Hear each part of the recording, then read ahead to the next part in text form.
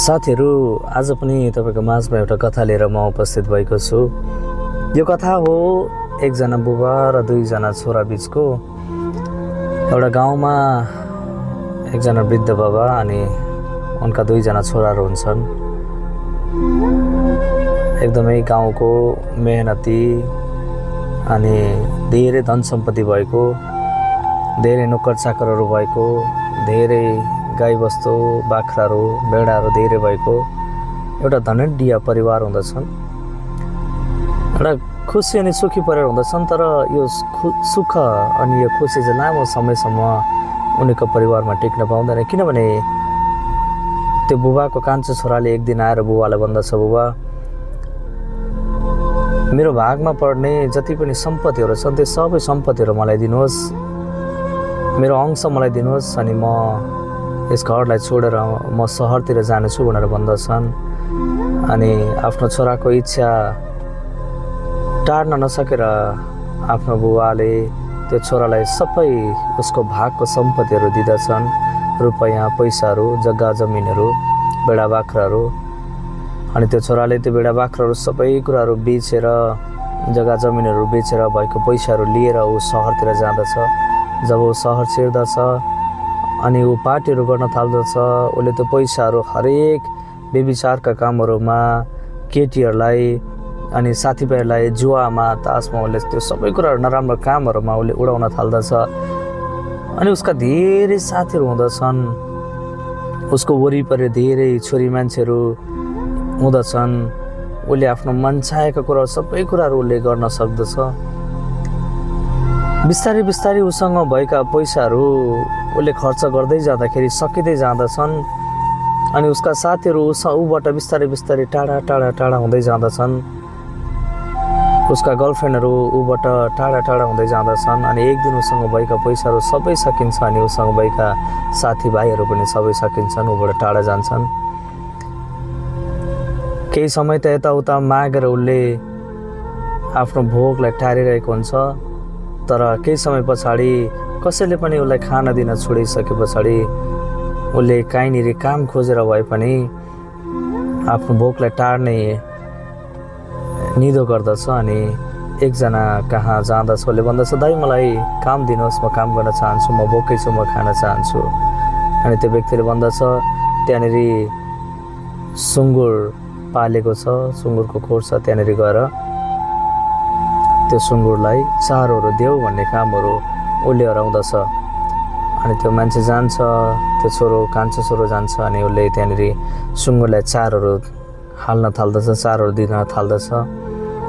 तर त्यो मालिकले उसलाई भोजन दिँदैन, उसले खानाहरू पाउँदैन। अनि भोकले गर्दाखेरि उसले त्यही सुँगुरलाई दिने चारोहरू उसले खान थाल्दछ। अनि त्यो चारोहरू खाएर त्यहीँनिर सुँगुरहरूसँग सुत्दै गर्दाखेरि उसले सम्झिन्छ कि मेरो बुबाको घरमा त धेरै सम्पत्तिहरू थिए, धेरै नोकर चाकरहरू थिए। मैले भन्नुभन्दा अगाडि नै मेरो टेबलमा खानाहरू आउँदथ्यो। म कहिल्यै भोको बस्नु परेन, म कहिल्यै नाङ्गै बस्नु परेन। तर आज म यो दुःख अनि यो कष्टमा म बाँचिरहेको छु। त्यसै कारणले म अब जानेछु मेरो बुबाबाटमा, म मेरो बुबालाई माफी माग्नेछु अनि भन्नेछु, बुबा मलाई माफ गर्नुहोस् अनि मलाई तपाईँको नोकर सरह बनाएर मलाई राख्नुहोस्, ताकि म दुई छाक खानालाई पाऊँ अनि बस्नको निम्ति घर अनि छत मैले पाउन सकौँ।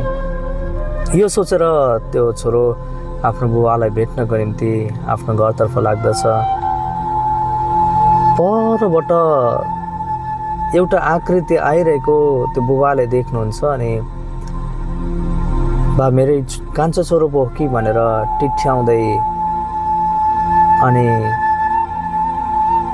त्यो धमिलो आँखाले हेर्दै उहाँले नजिक नजिक जानुहुन्छ। अनि जब धेरै नजिक पुगिसके पछाडि आफ्नो छोरा हो भन्ने थाहा पाएर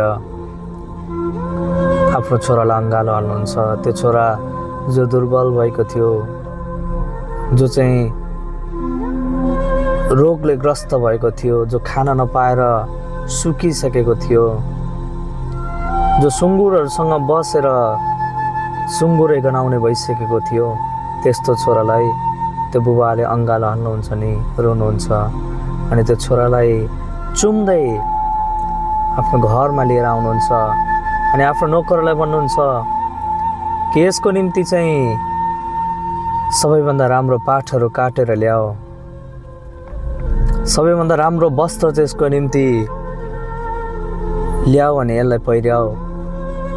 यो मेरो छोरो हराएको थियो, आज भेटिएको छ। यसको निम्ति आज सबै मानिसहरूलाई बोलाएर भोजन देऊ भनेर आज खुसियाली मनाऊ भनेर त्यो बुबाले भन्दछन्। अनि त्यहाँनिर भोजहरू चलिरहेको हुन्छ। अनि त्यतिकैमा उसका दाजु अर्थात् जेठो छोरो चाहिँ आइपुग्दछन्। त्यो बुबाको जेठो छोरो आएर भन्दछन् बाहिरै बसेर आफ्नो नोकरलाई के भइरहेको छ यहाँ। त्यो नोकरले भन्दछन् यहाँनिर तपाईँको कान्छो भाइ आउनुभएको छ अनि तपाईँको कान्छो भाइको निम्ति तपाईँको बुबाले सबैभन्दा मोटो अनि राम्रो पशु काटेर चाहिँ आज भोजन सबै मानिसहरूलाई दिनुभएको छ। खुसियालीको निम्ति सबैभन्दा राम्रो वस्त्र ल्याएर तपाईँको कान्छो भाइलाई बुबाले लगाइदिनु भएको छ भनेर भन्दछन्। अनि त्यो दाजु चाहिँ त्यो भाइप्रति अनि आफ्नो बुबाप्रति अलिकति रिसाए जस्तो हुँदछन्, रिसाउँदछन्।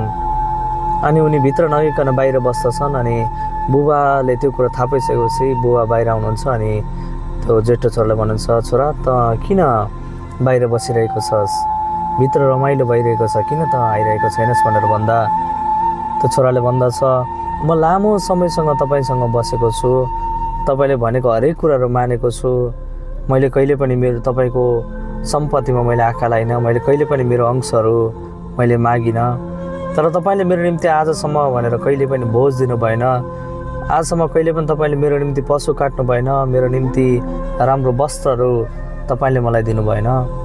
तर यो तपाईँको छोरो जसले तपाईँलाई त्यागेर गयो, सबै सम्पत्तिहरू उडाएर अहिले घर खोज्दै यो खान नपाएर आएको छ अनि यसको निम्ति तपाईँले भोजनहरू तयार पार्नुभएको छ, यति ठुलो भोज तयार पार्नुभएको छ भनेर त्यो जेठो छोरोले आफ्नो बुबालाई भन्दछ। अनि बुबाले भन्नुहुन्छ छोरा त सधैँ मसँग छस्, मेरो साथमा छस्, मैले त तँलाई सधैँ देखिरहेको छु, तेरो आवश्यकताका कुराहरू मैले सबै पुरा गरेको छु, यो जे छ यो सबै तेरै नै हो, तैँले जतिखेर मन लाग्छ त्यतिखेर काटेर यो पशुहरू यो बेडा बाख्राहरू खान सक्छस्, यो वस्त्रहरू तैँले लाउन सक्छस्। तर हेर तेरो भाइ मरेको थियो तर जीवित भएको छ, तेरो भाइ हराएको थियो तर आज भेटिएको छ। त्यस कारणले गर्दा हामीले रमाइलो अनि खुसियाली मनाउनु पर्दछ। आज तेरो भाइ हामीबाट टाढा गएको थियो, आज फर्केर आएको छ। प्रियहरू, आज परमेश्वर पनि तपाईँ र मलाई त्यसरी नै प्रेम गर्नुहुँदछ जुन बुबाले त्यो कान्छो छोरालाई प्रेम गर्यो। तपाईँ र म पनि धेरैपल्ट तपाईँ र मेरो परमेश्वरबाट, तपाईँ र मेरो स्वर्गीय बुबाबाट टाढा टाढा भएर जान्छौँ अनि उहाँलाई हामी एक दिन भुल्दछौँ। तर स्वर्गीय पिताले तपाईँ र मलाई कहिले पनि भुल्नुहुन्न। उहाँ जहिले पनि तपाईँ र मेरो बाटो हेरिरहनु भएको हुन्छ। तपाईँ र म फर्किने आशामा उहाँले तपाईँ र मलाई पर्खिरहनु भएको हुन्छ। आज तपाईँ र म पापको दलदलमा फँसे तापनि, तपाईँ र म अन्धकारमय त्यो घाँटीहरूमा हिँडेर आफ्नो बुबालाई भुलेर टाढा गए तापनि आज परमेश्वर तपाईँलाई प्रेम गर्नुहुन्छ अनि तपाईँ फर्किने दिनहरूलाई उहाँले पर्खिरहनु भएको छ।